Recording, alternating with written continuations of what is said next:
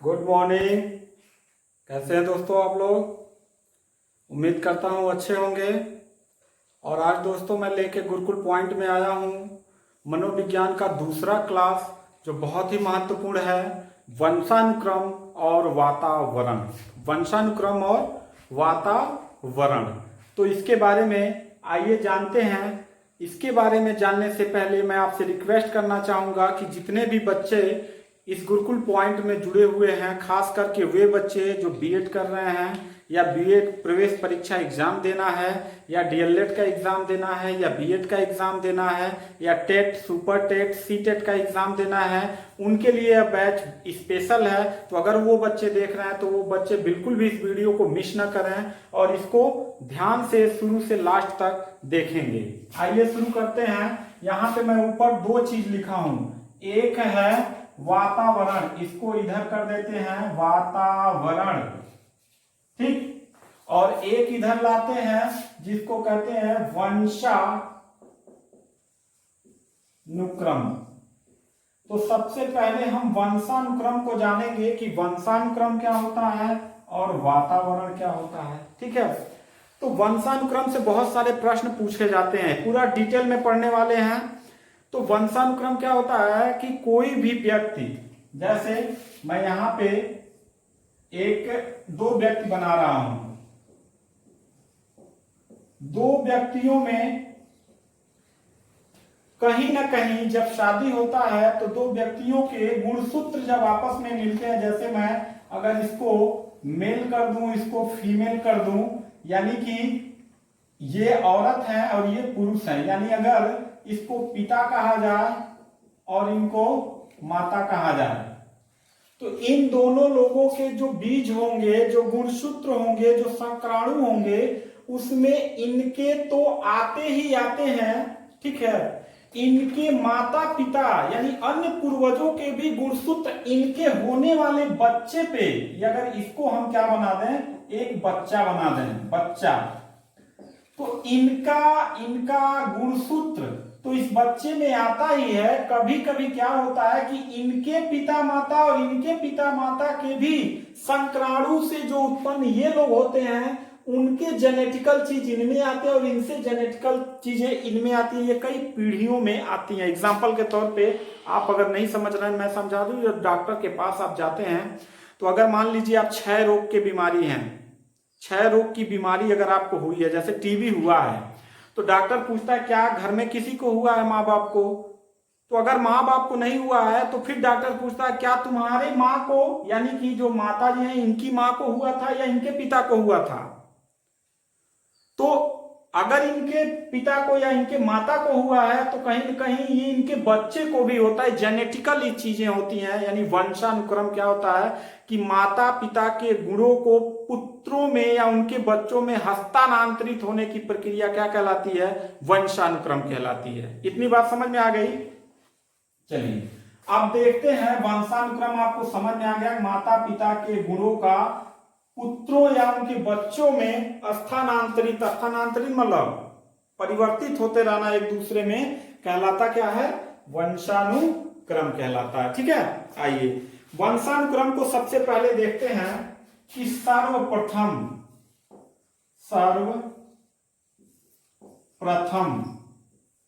वंशानुक्रम के विषय में पाइथागोरस आब्लिक अरस्तु, जो कहां के निवासी थे, ग्रीक देश के, सर्वप्रथम इनका वर्णन मिलता है। मेरी बात समझ रहे हैं? सर्वप्रथम वंशानुक्रम के विषय में जो चीजें मिलती हैं वो पाइथागोरस और अरस्तु, जो ग्रीक देश के निवासी हैं, इनके द्वारा मिलती हैं। लेकिन सर्वप्रथम वैज्ञानिक परिभाषा देखिए, ग्रेगर जॉन मेंडल, याद कर लीजिएगा, ग्रेगर जॉन मेंडल, ठीक है। ग्रेगर जॉन मेंडल कहां के थे, कभी कभी यहां से भी पूछ देता है, ऑस्ट्रिया के थे, ठीक है। इन्होंने ब्रून शहर में, ब्रून एक शहर है यह एक पादरी थे, याद रखिएगा यह एक पादरी थे, ठीक है। ब्रून शहर में इन्होंने मटर उद्यान, मटर समझते हैं जो आप मटर पनीर खाते हैं ना, उन्हीं मटर पे इन्होंने प्रयोग किया, ठीक है। क्या किया था? प्रयोग किया था। पूछता है प्रश्न कि ग्रेगर जॉन मेंडल ने किस पे आनुवंशिकी का प्रयोग किया था? मटर पे किया था, याद रखिएगा। किस पे?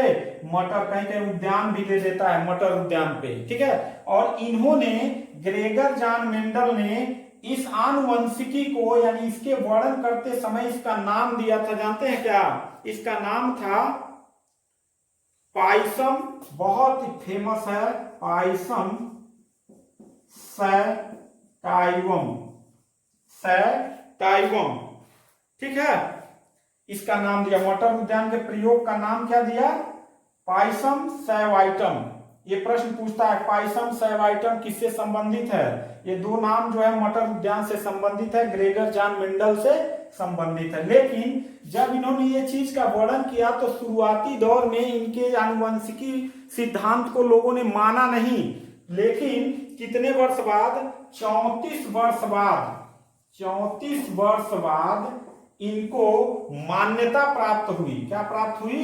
मान्यता प्राप्त हुई मेरे बच्चों। किसे? ग्रेगर जॉन मेंडल को आनुवंशिकी का, तब से आनुवंशिकी का जनक माना जाने लगा। इतनी बात समझ में आपको आ गई कि सर्वप्रथम पाइथागोरस और अरस्तु जो ग्रीस देश के निवासी थे, इनका वर्णन मिलता है। लेकिन सर्वप्रथम वैज्ञानिक परिभाषा और सिद्धांत देने वाले जो थे ग्रेगर जॉन मेंडल थे, एक पादरी थे। कहां पे? ऑस्ट्रिया में, ठीक है। कभी कभी यहां से सन पूछ देता है, 1865 ईस्वी में, याद रखिएगा 1865 ईस्वी में ब्रून शहर एक है ऑस्ट्रिया में, वहां पे मटर पे इन्होंने प्रयोग किया, जिसका नाम उन्होंने दिया पाइसम सैवाइटम। तब जाके शुरुआती दौर में इनको मान्यता नहीं मिला, लेकिन बाद में इनको मान्यता मिला। तब से इनको आनुवंशिकी का क्या कहा जाता है? जनक कहा जाता है। अब देखिए वंशानुक्रम के कुछ सिद्धांत है मेरे बच्चों। क्या है? सिद्धांत है। नंबर 1 समानता का सिद्धांत, समानता का सिद्धांत। चलिए इसके बारे में पढ़ते हैं। दूसरा आपका है समानता का सिद्धांत, और दूसरा आपका है भिन्नता का सिद्धांत, भिन्नता का सिद्धांत, सिद्धांत। और तीसरा है अर्जित गुणों का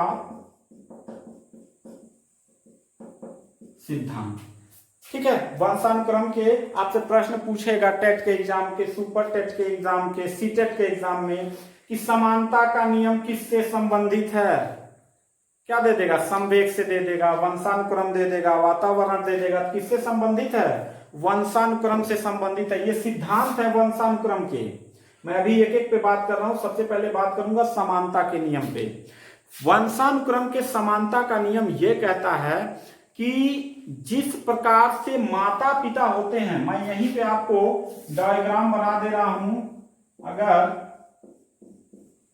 ये मेल ये फीमेल, यानी ये माता समझ लीजिए और ये पिता समझ लीजिए, तो समानता का नियम यह कहता है कि जिस प्रकार से माता पिता के गुण होंगे, गुण का मतलब समानता से ही समझ लीजिए, समान गुण का बच्चा पैदा होगा, यानी समान गुण का बच्चा पैदा होगा। यहां पे मैं एक बच्चा बना दे रहा हूं। देखिए अब माता पिता में जो गुण विद्यमान होते हैं, तो वंशानुक्रम की समानता के नियम यह कहता है कि पुत्र में भी वही गुण होंगे। जैसे माता पिता पढ़ने में बहुत तेज हैं, माता पिता का बुद्धि बहुत तेज है, माता पिता होशियार हैं, माता पिता गोरे हैं, तो बच्चा भी क्या होता है? गोरा होता है, बच्चा भी तेज होता है, बच्चा भी पढ़ने में बहुत बढ़िया होता है। यह समानता का नियम कहता है। लेकिन भिन्नता का नियम यह कहता है कि कभी कभी माता पिता में ऐसे गुण नहीं होते हैं जो उनके बच्चों में हो जाते हैं। जैसे किसी भी प्रकार का यह माता पिता संगीत में रुचि नहीं रखते हैं, गाना गाना बिल्कुल भी नहीं आता है, लेकिन भिन्नता के नियम के अनुसार वंशानुक्रम के मनोविज्ञान यह कहता है कि उनका पुत्र जो पैदा होता है कभी कभी क्या पैदा हो जाएगा, बहुत बड़ा सिंगर पैदा हो जाएगा। कहने का तात्पर्य कि कभी कभी वंशानुक्रम के अंतर्गत एक बहुत बड़े संत का पुरुष, बहुत बड़ा एक संत है, उनका जो बच्चा पैदा होता है वह बहुत बड़ा डाकू निकल जाता है, और कभी कभी एक बहुत बड़े डाकू का बच्चा कभी कभी बहुत बड़ा संत निकल जाता है। यह किसके प्रभाव से होता है? यह प्रभाव होता है वातावरण के प्रभाव से होता है, जो मैं यहां पे लिखा हूं। ठीक है, कि बच्चे को डाकू का संगत मिला तो डाकू बन गया, बच्चे को डाकू के घर का बच्चा अच्छी सत्संगन में जाता था तो वो संत महापुरुष बन गया। कहते हैं ना, संगत से गुण आवत है, संगत से गुण जात। ये कहानी सुने हैं? नहीं सुने हैं तभी बता देंगे। तो ये भिन्नता का नियम कहता है कि माता पिता में जो गुण होते हैं कभी कभी पुत्र में नहीं होते। जैसे माता पिता गोरे हैं लेकिन पुत्र काला निकल गया, माता पिता पढ़ने में बड़ा तेज है, पुत्र जो है बिल्कुल मंद बुद्धि पैदा हो गया। ठीक है, ये चीज समझ में आ रही है? तो भिन्नता का नियम कहता है अर्जित गुणों का सिद्धांत, ये बहुत इंपॉर्टेंट है। अर्जित गुणों के सिद्धांत में एक चीज समझ लीजिए कि आप सुने होंगे कि किसी भी पुरुष या स्त्री में कुल कितने गुण होते हैं, यानी कि संक्राणु कितने होते हैं? संक्राणु 46 होते हैं, और जोड़ी कितने होते हैं? 23। यानी कि माता में क्या होता है? एक्स होता है, ठीक है, एक्स गुणसूत्र होते हैं, और पिता में वाई गुणसूत्र होते हैं।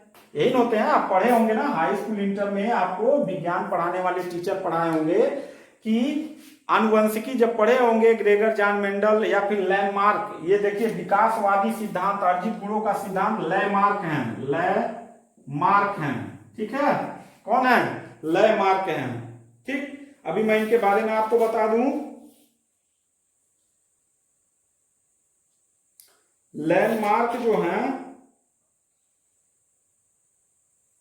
विकासवादी सिद्धांत के जनक हैं, याद रख लीजिएगा, विकासवादी सिद्धांत के जनक इनको कहा जाता है। किनको? लैंडमार्क को। ठीक है, यहां पे देखिए 46, किसी भी स्त्री और पुरुष में संक्राणु कितने होते हैं? बीज कोष कितने होते हैं? 46 होते हैं। यानी जोड़ी जो होता है वो कितने? 23 जोड़ी होते हैं। यानी अगर यहाँ पे फीमेल कर दें और मेल कर दें तो इसमें जो है एक्स होते हैं, एक्स एक्स होता है, और यहाँ पुरुष में एक्स वाई दोनों होता है। यही पढ़े हैं ना? तो ये एक्स वाई जो होते हैं 23 होते हैं, 23 होते हैं, 23 और 23 46 गुणसूत्र, और यहाँ 23 एक्स होते हैं और 23 क्या होते हैं? वाई होते हैं। ठीक है, तो देखिए यहां पे क्या होता है कि जब एक्स और वाई मिलते हैं, यानी कि एक स्त्री और पुरुष में जब संभोग होता है तो एक्स पुरुष का एक्स वाई और स्त्री का एक्स एक्स जब मिलता है तो उन दोनों में जो क्रियाकलाप होता है तो लास्ट में क्या होता है कि एक्स एक्स के बदले एक्स और वाई में अगर वाई कमजोर पड़ जाता है तो जब एक्स एक्स होता है तो पुरुष का एक्स और स्त्री का एक्स जब मिलता है तो लड़की पैदा होता है। पुरुष का वाई अगर ताकतवर हो जाता है और एक्स उसके मुकाबले कम हो जाता है तो लड़का पैदा होता है। समझ रहे हैं? इसका कहने का अर्थ यह है कि पुत्र पैदा होना यानी कि लड़का पैदा होना सिर्फ और सिर्फ पुरुष पे निर्भर करता है, उसके संक्राणु पे निर्भर करता है, जबकि उसका सजा कौन भुगतता है? स्त्री भुगतती है कि ये तो बच्चा नहीं दे रहा है, मेरे वंश चलाने के लिए पुत्र पैदा नहीं कर रही है। जबकि स्त्री का उसमें 1% का 1000वां हिस्सा भी भाग करेंगे तो उसकी गलती नहीं है। लड़का पैदा होना पुरुष के संक्राणु पर निर्भर करता है कि अगर वो स्त्री के एक्स के मुकाबले में वाई कमजोर पड़ जाता है तो वो क्या पैदा होता है? लड़की पैदा होती है। अगर वाई इससे ताकतवर होता है, संक्राणु मजबूत होते हैं, तब क्या पैदा होता है? लड़का पैदा होता है। ठीक है, ये बातें हर महिलाओं को जानना चाहिए और हर पुरुष को जानना चाहिए, जिससे ये पुरुष प्रधान जो देश है वो समझ सके कि बेटा पैदा होना सिर्फ पुरुष पे निर्भर करता है, स्त्री पर नहीं। ठीक है, चलिए आगे बढ़ते हैं। तो ये चीजें हो गई। तो यहां से भी प्रश्न पूछता है कि पुरुष में कौन से गुणसूत्र पाए जाते हैं, एक्स वाई, स्त्री में एक्स एक्स, एक्स और वाई मिलते हैं तो लड़का पैदा होता है, और पुरुष का एक्स और स्त्री का एक्स एक्स मिलती है तो क्या होता है, लड़की पैदा होता है। ठीक है, आगे चलते हैं। हाँ, एक चीज और यहां से प्रश्न पूछा जाता है, स्क्रीनशॉट लेना है, ले लीजिए। आते हैं, एक चीज और यहां पे पूछेगा मेरे बच्चों, आनुवंशिकी की कुछ बीमारियां होती हैं, जेनेटिकल बीमारियां, यानी कि यहां देखिए आनुवंशिकी बीमारी। ठीक है, आनुवंशिकी बीमारी, दो तरीके की बीमारी मुख्य रूप से आपके टेट सुपर टेट के एग्जाम में पूछता है। एक वर्णांध, एक पूछता है क्या, वर्णांधता रोग। ठीक, और एक होता है होमोफीलिया। ठीक, या रक्त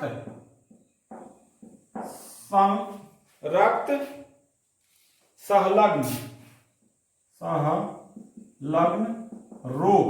ठीक है, और वर्णांधता को क्या कहते हैं, यहां पे एक बीमारी वर्णांधता होता है। ठीक है, ये दो जो बीमारियां हैं ये आनुवंशिकी से संबंधित हैं। पूछता है होमोफीलिया रोग किससे संबंधित है, आनुवंशिकी बीमारी है, यानी माता पिता को है तो उनके पुत्रों में आएगी ही आएगी। ठीक है, क्योंकि जो माता पिता के जीन्स होते हैं, जो संक्राणु होते हैं, वही पुत्र बनते हैं ना, पुत्री बनते हैं ना, तो उसके गुणसूत्र उसमें आते हैं, तो बीमारी भी लेके आते हैं।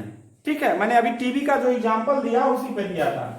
यहां देखिए वर्णांधता रोग क्या होता है, पूछेगा वर्णांधता रोग में कौन सी बीमारी होती है। देखिए इस रोग में लाल और हरा रंग आदमी नहीं पहचान पाता है। वर्णांधता रोग में व्यक्ति लाल और हरे रंग की पहचान नहीं कर पाता है, इसीलिए इस रोग से बीमारी से ग्रस्त व्यक्ति कभी कलाकार, रेल का ड्राइवर, हवाई जहाज का ड्राइवर, ठीक है, ये और क्या बोलते हैं, कार का, फिर बोलते हैं बस का, ट्रक का ड्राइवर कभी नहीं हो सकता, क्योंकि ये लाल और हरे रंग का भेद नहीं कर पाता है, पहचान इसको नहीं हो पाती है। तो जहां पे मान लीजिए ट्रैफिक जाम लगा तो लाल रंग समझ ही नहीं पाएगा, ले जाके लड़ा देगा। ठीक है, तो ये आपका था वर्णांधता। ठीक है, एक चीज और देखिए, गोरी प्रजातियों में और काली प्रजातियों में, ये भी कभी कभी पूछ देता है, 8% लोग गोरी प्रजाति में पाए जाते हैं और 4% लोग काली प्रजाति में पाए जाते हैं। अब आते हैं होमोफीलिया। होमोफीलिया जो रोग है, यहां पे देखते हैं वर्णांधता से कभी कभी पूछ देता है मेरे बच्चों, हॉर्नर जो है, इसके 1876 ईस्वी में इसकी खोज किए थे। पूछेगा वर्णांधता रोग के खोजकर्ता कौन है, हॉर्नर है। कब, 1876 ईस्वी में। अब होमोफीलिया में आते हैं। होमोफीलिया में हेल्डन नामक वैज्ञानिक ने इसका क्या किया था, खोज किया था। रक्त श्रावण रोग भी इसको कहते हैं, रक्त संलहन रोग या रक्त श्रावण रोग भी कहते हैं। जैसे मैं आपसे बच्चों बता दूं कि कभी कभी क्या होता है ना, हम लोग ब्लेड से कुछ काम कर रहे होते हैं, चाकू से काम कर रहे होते हैं, सब्जी काट रहे होते हैं, हमारा हाथ कभी कट जाता है, तो वो 2 से 8 मिनट के अंदर ब्लड जो है वो थक्का जम जाता है। थक्का जानते हैं ना, जम जाता है, जिससे ब्लड क्या हो जाता है, रुक जाता है, जम जाता है, ऊपर जम जाता है तो ब्लड रुक जाता है। लेकिन होमोफीलिया नाम की बीमारी से ग्रस्त आदमी का थक्का नहीं जमता है, यानी अगर उसका कहीं हाथ कट गया तो ब्लड बंद होगा ही नहीं, और इस बीमारी से ग्रसित व्यक्ति कभी कभी क्या हो जाता है, मर जाता है। ठीक है, सर्वप्रथम यह बीमारी जो है महारानी विक्टोरिया, महारानी विक्टोरिया को हुआ था। ठीक है, यहां से पता लगा था कि होमोफीलिया रोग क्या होता है, सर्वप्रथम महारानी विक्टोरिया को हुआ था। ठीक है, तो ये आपका चीज था वंशानुक्रम और वातावरण। मैं चाहता हूं दोस्तों कि ये वीडियो आप जरूर देखें और इसका स्क्रीनशॉट ले लें, नोट्स बना लें, ये एग्जाम में बहुत महत्वपूर्ण है। और आपको यह वीडियो कैसा लगा हमें कमेंट बॉक्स में जरूर बताइए। और अभी अगर आप नया देख रहे हैं तो हमारे चैनल को जरूर सब्सक्राइब कर लें। जय हिंद, जय भारत।